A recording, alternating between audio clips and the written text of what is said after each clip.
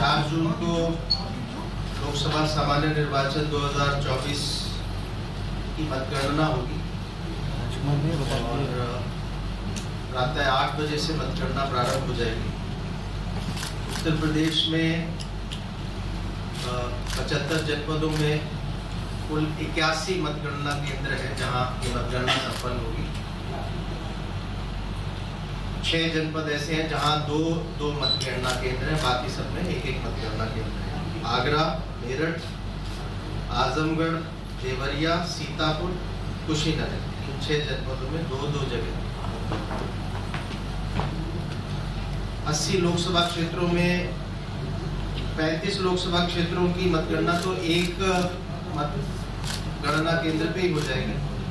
37 लोकसभा क्षेत्र ऐसे हैं जिनकी 2 मतगणना केंद्रों में होगी, जो 2 अलग अलग जनपदों में स्थित है, और 8 लोकसभा क्षेत्र ऐसे हैं जिनकी मतगणना 3 जनपदों में होगी।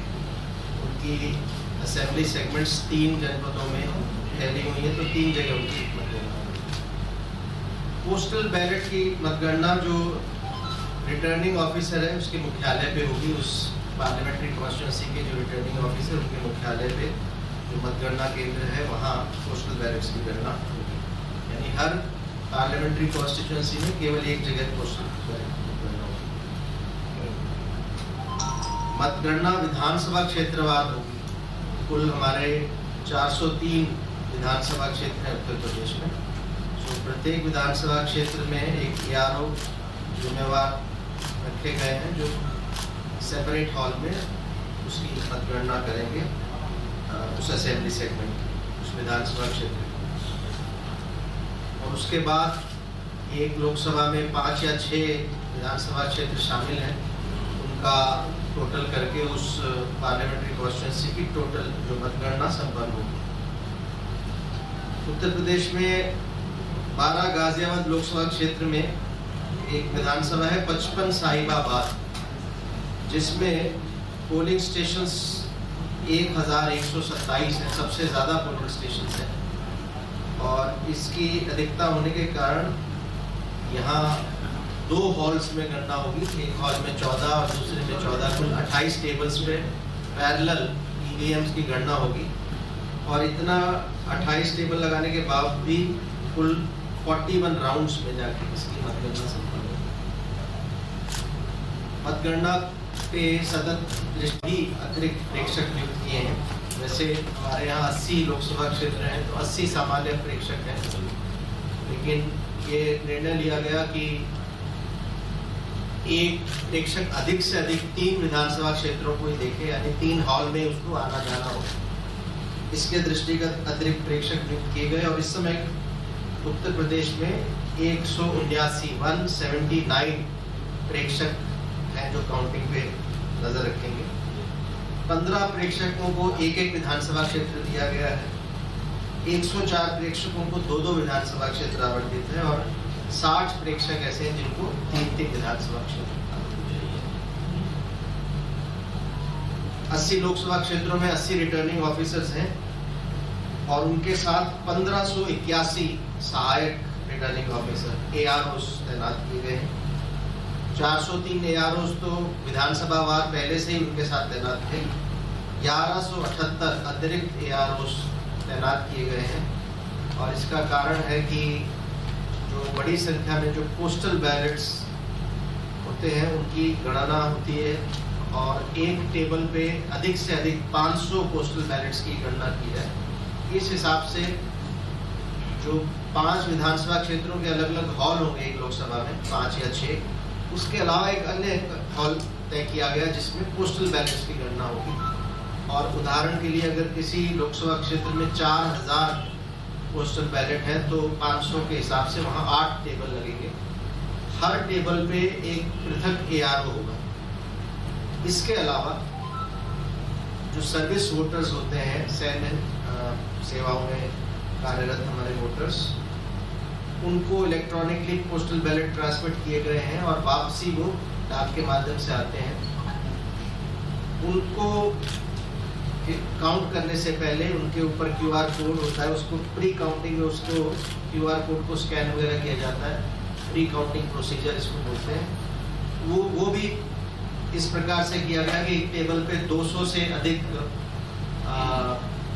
पोस्टल बैलेट सर्विस वोटर वाले ना रहे, और उस हिसाब से जो अलग टेबल लगेंगे, 10 टेबल पे एक ARO प्री काउंटिंग के लिए लगेगा, और पैरेलल पोस्टल बैलेट्स यानी जो पोस्टल बैलेट्स सर्विस वोटर्स के हैं इलेक्ट्रॉनिकली ट्रांसमिट, उनकी तो स्कैनिंग चलेगी 8 बजे से, इस हिसाब से कि प्रत्येक टेबल पे 200 इलेक्ट्रॉनिकली ट्रांसमिटेड पोस्टल बैलेट हो। और इसके साथ साथ पैरेलली जितने पोस्टल बैलेट हमारे वोटर्स हैं जिनको घरों में जाके वोट डलवाए गए, जिसमें 85 वर्ष से अधिक आयु के मतदाता, पीपल विद फिजिकल डिसेबिलिटीज वाले हमारे मतदाता, और एसेंशियल सर्विसेज में जो लगे हुए मतदाता, जिनको एब्सेंटी वोटर्स कहा जाता है, इनके पोस्टल बैलेट्स ऑलरेडी पड़ चुके हैं, उनकी संख्या फिक्स है, उनका पोस्टल बैलेट गिना जाएगा, और पैरेलली जो सर्विस वोटर्स के आए हैं उनको प्री काउंटिंग यानी स्कैनिंग की जाएगी। इसके अलावा हमारे 4 विधानसभा क्षेत्रों में बाय पोल भी हुआ है। इनकी मतगणना के लिए 4 रिटर्निंग ऑफिसर हैं और 26 इनके साथ सहायक रिटर्निंग ऑफिसर हैं, जो पैरेलल इनकी मतगणना कराएंगे लोकसभा क्षेत्रों के अलावा।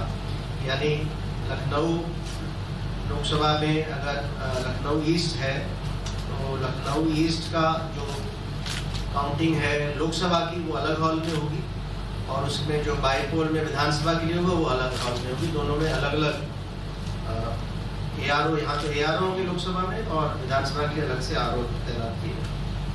सारी जो मतगणना की कार्रवाई और उसके बाद जो सीलिंग वगैरह होगा उसका CCTV से रिकॉर्डिंग होगा। इस निर्वाचन में हमारे पास कुल 851 प्रत्याशी हैं, 771 पुरुष और 80 महिला। सबसे ज्यादा 28 प्रत्याशी 70 घोसी लोकसभा क्षेत्र में है, सबसे कम 4 57 कैसरगंज में है। अभ्यर्थी या उनके निर्वाचन अभिकर्ता, उनके इलेक्शन एजेंट्स मतगणना प्रारंभ होने के दिनांक से 3 दिन पूर्व सायं 5 बजे तक काउंटिंग एजेंट बनाने हेतु प्रारूप 18 पर रिटर्निंग ऑफिसर के समक्ष आवेदन कर सकते हैं। यानी 4 तारीख को हमारी काउंटिंग है, तो कल सायं की 1 की सायं 5 बजे तक लोगों ने अपने एप्लीकेशन दे दिए। मतगणना एजेंट्स कौन हो सकता है, इसके बारे में कुछ लोगों को कंफ्यूजन रहता है। तो सभी कैंडिडेट्स को तो क्लियर किया गया है, इसमें कोई योग्यता निर्धारित नहीं है। 18 वर्ष से अधिक का कोई भी व्यक्ति बनाया जा सकता है। कुछ को बार है, जैसे केंद्र राज्य सरकार के मंत्री परिषद के सदस्य, सांसद, विधायक, मेयर, नगर पालिका परिषद, नगर पंचायत के अध्यक्ष, इनको काउंटिंग एजेंट बनाने पर प्रतिबंध है। केंद्र अथवा राज्य सरकार से सुरक्षा प्राप्त व्यक्तियों को भी काउंटिंग एजेंट बनाए जाने पर प्रतिबंध है। ग्राम प्रधान भारतीय को भी, नॉन रेजिडेंट इंडियन को भी काउंटिंग एजेंट बनाया जा सकता है।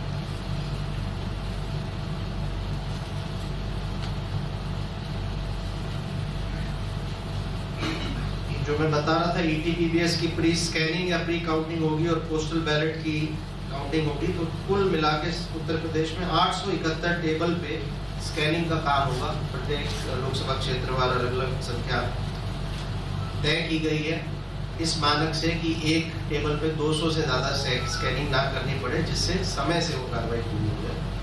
इसी तरह पोस्टल बैलेट की काउंटिंग के लिए 794 टेबल्स पे गणना होगी, और टेबलों की संख्या इस हिसाब से निर्धारित की गई है कि एक लोकसभा क्षेत्र में एक टेबल पे 500 से अधिक पोस्टल बैलेट की गणना ना की जाए। और ये इस प्लान के हिसाब से लगभग अंदाजन है कि सबसे देर जहां पोस्टल बैलेट की गणना समाप्त होगी वो भी लगभग 1:30-2 बजे तक, 1 से 2 बजे के बीच में हो जाएगी। और कुछ ऐसे लोकसभा क्षेत्र हैं जहां 8 बजे से शुरू होगी मतगणना और 2 घंटे के अंदर समाप्त हो जाएगी पोस्टल बैलेट। एक चीज़ मैं बताना चाहूँगा कि काफ़ी बार चैनल्स पे सुबह और ये भ्रांति काफ़ी लोगों को रहती है कि पोस्टल बैलेट की मतगणना सबसे पहले शुरू होती है। ये तो सही है, अगर हम लोकसभा की बात करें तो 5 अगर विधानसभाएं हैं तो जहां आरओ बैठते हैं वहां मशीन की गणना, ईवीएम की गणना पोस्टल बैलेट की गणना से आधे घंटे बाद शुरू होती है। बाकी क्षेत्रों में जहां पोस्टल बैलेट नहीं है वहां 8 बजे से ही ईवीएम की गणना शुरू हो जाती है।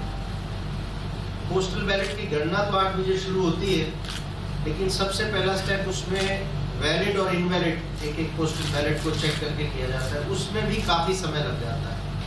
तो लगभग 1.5-2 घंटे वैलिड इनवैलिड में लग जाता है अगर ठीक ठाक एवरेज भी पोस्टल बैलेट्स हो। तो इसलिए जो सुबह सुबह रुझान आते हैं 8:30, 8:45, 9, काफ़ी लोग इसको बताते हैं कि पोस्टल बैलेट्स की गणना के रुझान आए हैं। तो ये स्पष्ट करना चाहूँगा कि वो रुझान मशीनों के ही आते हैं, क्योंकि पोस्टल बैलेट की गणना तो मैंने बताया कि 12 बजे से लेकर 2 बजे तक चलेगा, तब पता लगता है किसी किसी में कि पोस्टल बैलेट्स का रिजल्ट क्या है। हालांकि प्रारंभ 8 बजे से ही हो जाता है। मतगणना स्थल की सुरक्षा हेतु त्रिस्तरीय सुरक्षा व्यवस्था की गई है। प्रथम स्तर की सुरक्षा मतगणना स्थल से 100 मीटर की परिधि पे होगी, जहां लोकल पुलिस तैनात होगी। दूसरे लेवल की और उसमें वैलिड और इनवैलिड एक पोस्टल बैलेट को चेक करके किया जाता है, उसमें भी काफ़ी समय लग जाता है। तो लगभग 1.5-2 घंटे वैलिड इनवैलिड में लग जाता है अगर ठीक ठाक एवरेज भी पोस्टल बैलेट्स हो। तो इसलिए जो सुबह सुबह रुझान आते हैं 8:30, 8:45, 9, काफ़ी लोग इसको बताते हैं कि पोस्टल बैलेट्स की गणना के रुझान आए हैं। तो ये स्पष्ट करना चाहूँगा कि वो रुझान मशीनों के ही आते हैं, क्योंकि पोस्टल बैलेट की गणना तो मैंने बताया कि 12 बजे से लेकर 2 बजे तक चलेगा, तब पता लगता है किसी किसी में कि पोस्टल बैलेट्स का रिजल्ट क्या है। हालांकि प्रारंभ 8 बजे से ही हो जाता है। मतगणना स्थल की सुरक्षा हेतु त्रिस्तरीय सुरक्षा व्यवस्था की गई है। प्रथम स्तर की सुरक्षा मतगणना स्थल से 100 मीटर की परिधि पे होगी, जहां लोकल पुलिस तैनात होगी। दूसरे लेवल की और इस 100 मीटर के बाद इसको नो पेडेस्ट्रियन जोन कहा जाता है, यानी कोई भी व्हीकल, कोई भी वाहन 100 मीटर की परिधि के अंदर नहीं जाने दिया जाएगा, बाहर ही रोक दिया जाएगा, उसके बाद चल के जाना होगा। दूसरा जो स्तर की सुरक्षा है मतगणना स्थल के गेट पे रहती है। अगर मंडी स्थल है या कोई इंस्टीट्यूशन, उसके गेट पे जहाँ फ्रिस्किंग भी होती है, जिसमें मोबाइल फ़ोन और इस तरह की चीज़ें, कोई गैजेट्स, रिकॉर्डिंग गैजेट्स, ये सब अलाउड नहीं है, तो फ्रिस्किंग होती है। और तीसरे स्तर की जो जहाँ काउंटिंग हॉल के बाहर, वहाँ सेंट्रल आर्म पुलिस फोर्सेस केंद्रीय सुरक्षा बल के जवान रहते हैं। मतगणना स्थल परिसर में मीडिया सेंटर स्थापित किया जाना है हर मतगणना स्थल पे, जिसमें सूचना विभाग से एक अधिकारी इसका प्रभारी रहेगा। और आरओ द्वारा नियुक्त अधिकारियों द्वारा समय समय पर छोटे समूह में मीडिया के साथियों को कुछ समय के लिए मतगणना हॉल के अंदर का भ्रमण कराया जाएगा। मतगणना हॉल के भीतर भारत निर्वाचन आयोग से जारी मीडिया पास धारक मीडिया के साथ ही जा सकते हैं, और एक कैमरा जो बिना स्टैंड का, इसको ले जाने की अनुमति होगी। और वहाँ आरओ जिस स्थल तक मार्क कर देंगे, वहाँ तक जो अधिकारी इस काम के लिए डिप्यूट किए गए हैं, वो मीडिया के साथियों को ले जाएंगे। मीडिया के साथियों को मीडिया के सेंटर पर, जहाँ मीडिया सेंटर है, वहाँ पे मोबाइल प्रयोग किए जाने की अनुमति रहेगी। इसलिए जब फ्रिस्किंग होगा बीच वाले पेरीमीटर पे, तो वहाँ ये निर्देश है कि जिला निर्वाचन अधिकारियों की, कर्मचारियों की ड्यूटी लगाए गए, जिससे जो मोबाइल फोन्स हैं इनको सुरक्षित रख के मीडिया बचाव के लिए पर्याप्त ORS मेडिकल टीम की मतगणना स्थल की उपलब्धता रहेगी। इसके अलावा ये निर्देश दिए गए हैं कि पर्याप्त संख्या में पंखे, कूलर, मिस्ट फैन और स्टैंडिंग AC आदि की व्यवस्था इस प्रकार से जिला निर्वाचन अधिकारी करेंगे, वहाँ की भौगोलिक परिस्थिति और उस दिन की मौसम की स्थिति के अनुसार, जिससे लू से और गर्मी से सभी एजेंट्स और कर्मचारियों को बचाया जा सके। अब मैं थोड़ा सा जो प्रोसीजर है उसके बारे में बताता हूँ कि प्रत्येक मतगणना हॉल में, यानी एक विधानसभा के लिए नॉर्मली हमने एक हॉल रखा है। कहीं कहीं जहाँ बहुत ज़्यादा राउंड्स हो रहे हैं वहाँ 2 हॉल की व्यवस्था की गई है। जैसे मैंने बताया साहिबाबाद विधानसभा जिसमें बहुत अधिक पोलिंग स्टेशन है, इसी प्रकार हमारे कुछ ऐसे असेंबली कॉन्स्टिट्यूंसीज रहेंगी जिसमें 1 से अधिक हॉल होंगे, ज़्यादातर 1 हॉल रहेगा।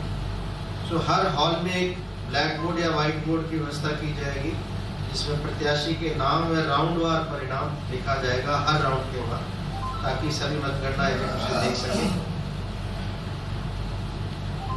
प्रत्येक विधानसभा क्षेत्र, लोकसभा क्षेत्र में जहां काउंटिंग हो रही है, सार्वजनिक पब्लिक एड्रेस सिस्टम, सार्वजनिक उद्बोधन प्रणाली की भी व्यवस्था की जा रही है, जिससे जो मीडिया का कम्युनिकेशन रूम और बाकी जगह बैठे रह के जो प्रत्येक राउंड की रिजल्ट क्या है, ऑथेंटिक रिजल्ट, उसकी जानकारी मिल जाए।